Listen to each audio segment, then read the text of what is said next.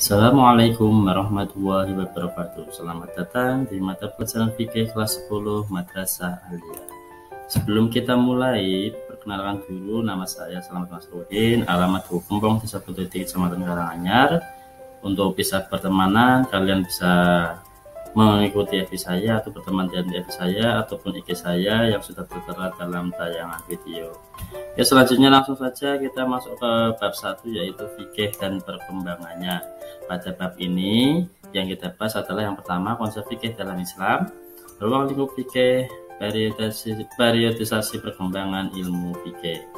Oke, langsung saja. Yang pertama akan kita bahas adalah konsep fikih dalam Islam.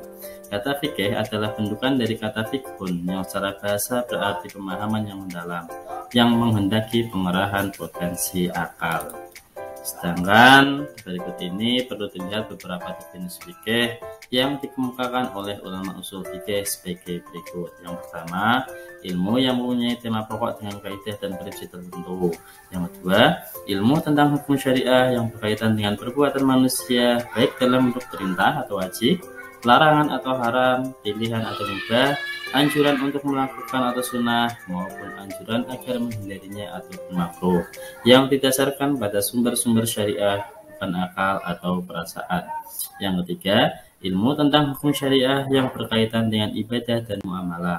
Dan yang keempat, fikih diperoleh melalui dalil yang terperinci, yakni Al-Quran, Al-Hadis, Qiyas, dan Ijma', melalui proses istidlal, istinbat, atau nazar, ataupun analisis.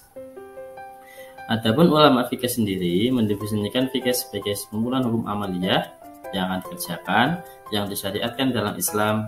Dalam hal ini, kalangan ulama fikih membaginya menjadi dua pengertian, yakni pertama, memelihara hukum furu' atau hukum keagamaan yang tidak pokok secara mutlak atau seluruhnya atau sebagiannya. Kedua, materi hukum itu sendiri baik yang bersifat qat'i maupun yang bersifat doni. Dan pembahasan yang kedua yaitu ruang lingkup fikih. Pertama, ruang lingkup fikih adalah hukum yang berkaitan dengan hubungan manusia dengan Khaliknya atau Allah Subhanahu wa taala. Hukum-hukum itu bertalian dengan hukum-hukum ibadah. Kedua, hukum-hukum yang bertalian dengan muamalat, yaitu hukum-hukum yang mengatur hubungan manusia dengan sesamanya, baik pribadi maupun kelompok dalam transaksi finansial.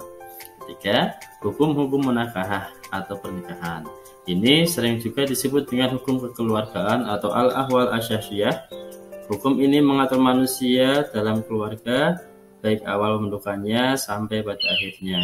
Keempat, hukum jinayah atau hukum perdata, yaitu hukum yang mengatur atau mengikat manusia dengan kehidupan sehari-hari dalam berbangsa dan bernegara. Itulah ruang lingkup fikih. Yang ketiga atau yang akan kita bahas adalah periodisasi perkembangan ilmu fikih.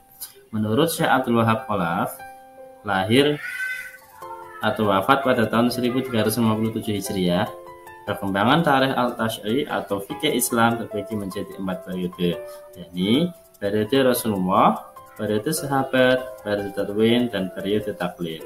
Yang pertama, periode Nabi Muhammad SAW.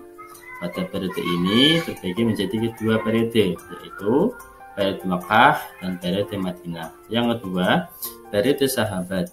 Periode kedua ini berkembang pada masa wafatnya Nabi Muhammad SAW dan berakhir sejak Muawiyah bin Abu Sufyan menjadi khalifah pada tahun 41 Hijriah.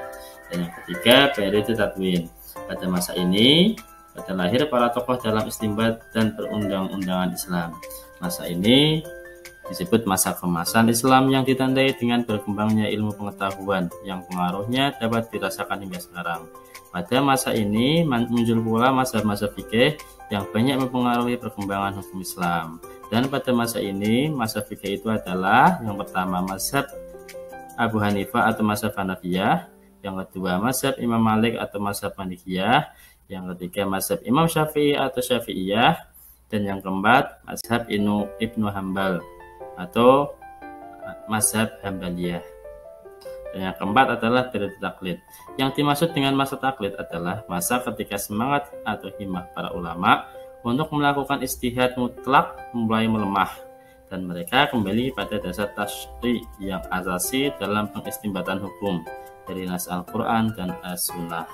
Demikian penjelasan tentang fikih dan perkembangannya. Apabila masih ada yang kurang paham atau kurang jelas, bisa ditanyakan lewat komentar atau bisa ditanyakan lewat WA grup kalian masing-masing. Sekian dari saya, sampai jumpa pada materi selanjutnya. Wassalamualaikum warahmatullahi wabarakatuh.